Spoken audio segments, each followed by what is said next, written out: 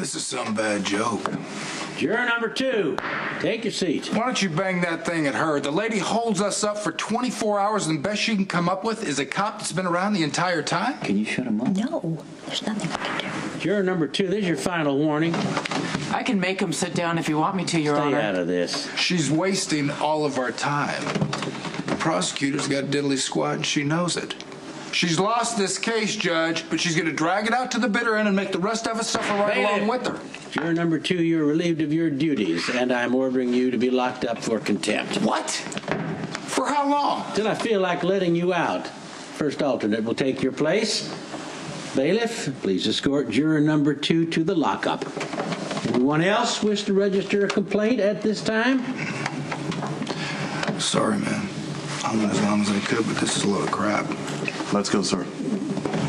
Easy.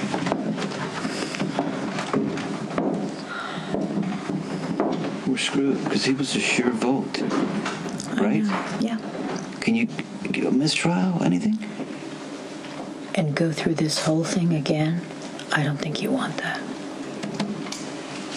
I'm busy here. Oh, so I see. You're the one with the unfortunate name, aren't you? Apple, blanket, Sky. of course, Sky. Well, at least you keep your dalliances in the family. The Haunted Star is closed. Oh, I know, and I was so hoping to have you all to myself. Be a dear, won't you? Oh, I wouldn't dream of imposing. I know how much Luke loves his time with you, Helena. Please Luke, don't go. not to worry. I'll be back. Alone at last. Now, let's get down to business. Let me get my garrote and chainsaw. That sounds intriguing, but it's not that kind of business. That's the only kind of business you and I have, darling. No, we have other business.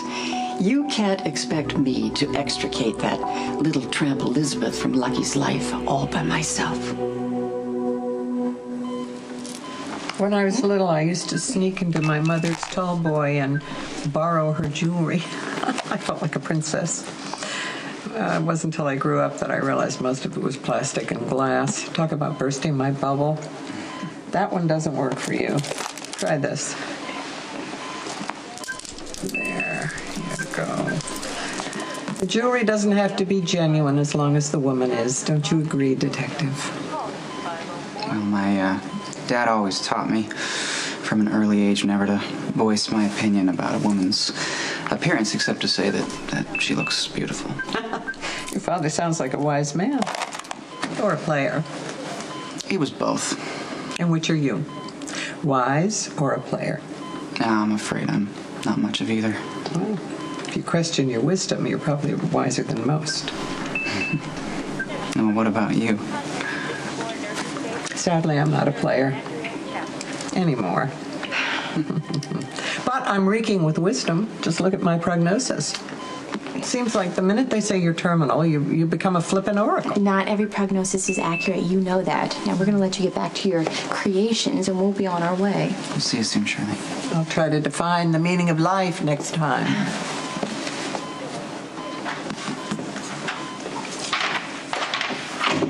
She doesn't look that bad. You know, with her attitude, I honestly believe she can go into remission. Milo was standing guard at the end of the corridor by the elevator. I brought him a sandwich. The doors open. 3 cops stepped out and arrested us. Why? I still don't know. They don't speak English, and our Spanish is a little rusty. Are you kidding me? Of course they speak English. They just didn't want to. Why wouldn't they speak English? You are too stupid to live. It was a setup. They wouldn't let us make a call. Okay, what was Michael doing last time you saw him? He was in the room here playing video games, ordering room service. Was he talking to anybody? Just Morgan, but you gave the okay for that.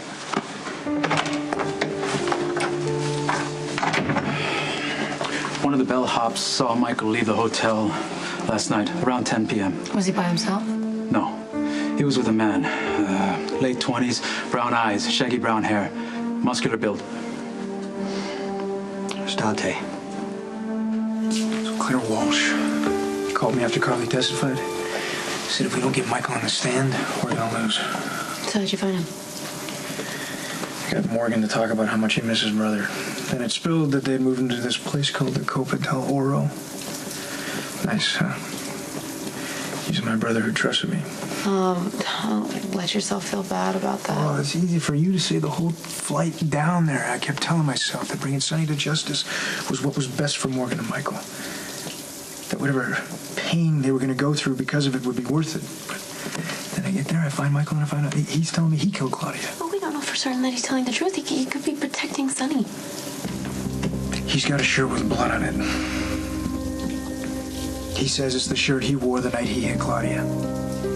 All the other stuff he wore that night, Sonny burned. For some reason, Michael held on to that shirt. So you're saying that he felt so guilty that he held on to proof? I don't know. I mean, forensics will come back one way or the other, right? But if Michael's telling the truth, I mean, if he killed Claudia, I have no idea what I'm going to do next. Detective, please tell the jury why you haven't been able to serve a subpoena on Michael Corinthos. Sonny Corinthos and his ex-wife Carly, they're Michael's parents. Well, they claim he's on a backpacking trip and he can't be reached. Do you have any reason to doubt that? Michael's been sequestered on a private island owned by his father. Objection, Your Honor. I have photographs to corroborate Detective Domestico's statement, Your Honor. I'll allow them. Your Honor, those photographs were never presented during discovery. Said I'd allow them. Detective, can you please describe what's in this photograph for the jury, please? Yes, this is a surveillance photograph on a Caribbean island owned by Sonny Corinthos. It clearly has Michael on the island with two guys who are known as Sonny's bodyguards, the Giambetti brothers, Max and Milo. Is the photo time-stamped or dated? Yes, it's April 15, 2010, 2:24 p.m. See, when I tried to execute a search of the island in order to serve the subpoena, I was forcibly removed. That's how desperate they are to not have this kid testify. Objection, Your Honor. I have no further questions for this witness. Detective Domestica's comment after I was forcibly removed shall be stricken from the record, and the jury will give it no weight. Detective Domestica, is this the first time that Mr. Corinthos' private island has been under surveillance? I don't believe so. So there could literally be, hundreds, thousands of photographs of Michael on his father's private island with two of his father's employees, couldn't there? Those pictures were taken during this trial. Yeah. Well, answer me this, Detective. If a prosecutor were desperate enough, how tough would it really be to change a date timestamp on a photograph? I object, Your Honor. Ms. Miller, watch yourself. I have no further questions for the prosecution's scary surprise witness. Sonny Corinthos' ex-wife brought her baby into court, got on that stand, and put up a heart-rending show, merely for the purpose of manipulating our emotions. Now, I thought that baby was just precious also. It's a wonder she didn't bring a puppy, too. So I know you're smart enough to see through a smokescreen, and that a blonde lady in a pretty dress with a baby doesn't constitute fact. The facts are that Sonny Corinthos threatened to kill his wife, who was smaller and weaker than he. And he followed through with that threat the very same night. Sonny Corinthos believes he doesn't have to play by the same rules as the rest of us. Isn't it about time he's learned he's not above the law? Now I'm asking you to reach a verdict based on the irrefutable facts, the physical evidence.